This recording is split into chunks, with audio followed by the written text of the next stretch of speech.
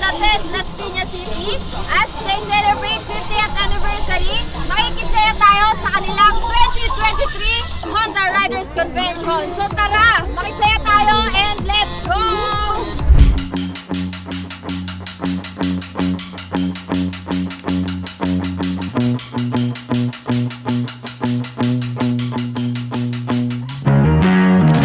I wanna buy a home of our own so we can live in the capital of Tennessee. And the reason is, I know we say we've got big dreams. Come on, baby, follow me. But I know we've gotta be careful in every situation. Weigh out the pros and cons. In a couple of years, it would be the right time to chase whatever we want.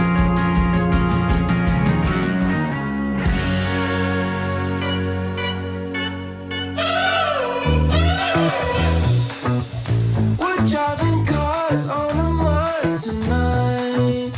We're blasting off to the stars tonight. We wanna go, go. We wanna go, go. At nandito naman tayo sa Honda Motor Show. Tara, silipin natin yung mga maaangas na motor dito. Let's go!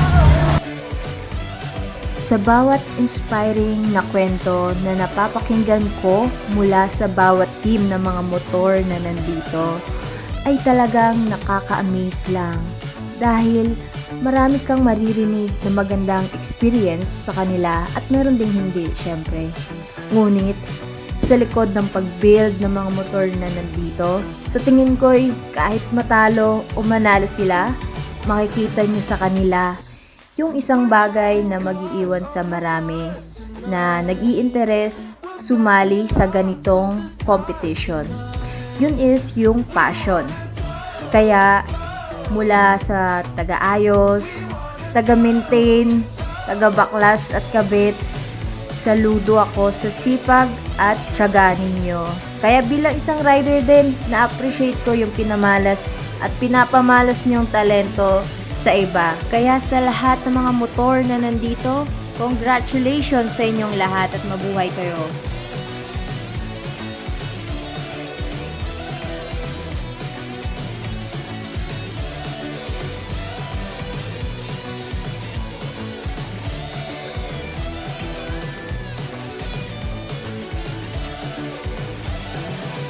As the new president, what do you think is the biggest challenge in order to maintain Honda's domination of the Philippine market?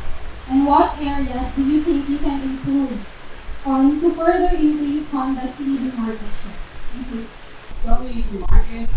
So now the market is AEV scooter, as you know well. AEV scooter is really increasing. So we are checking this in the market, and we are now investing for that. Honda number one.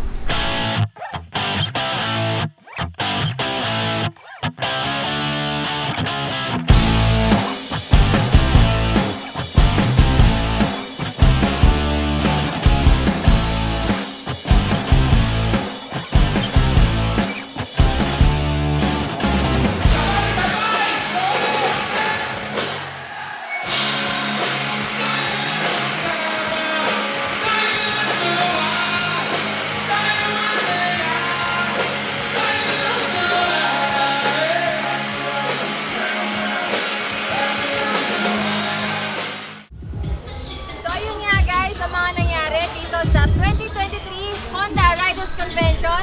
Grabe, sobrang enjoy, sobrang fun at nakakabusog yung mga booths nila. Maraming salamat Honda sa pagpapa-experience nito sa akin, and hanggang sa susunod ulit. Thank you so much!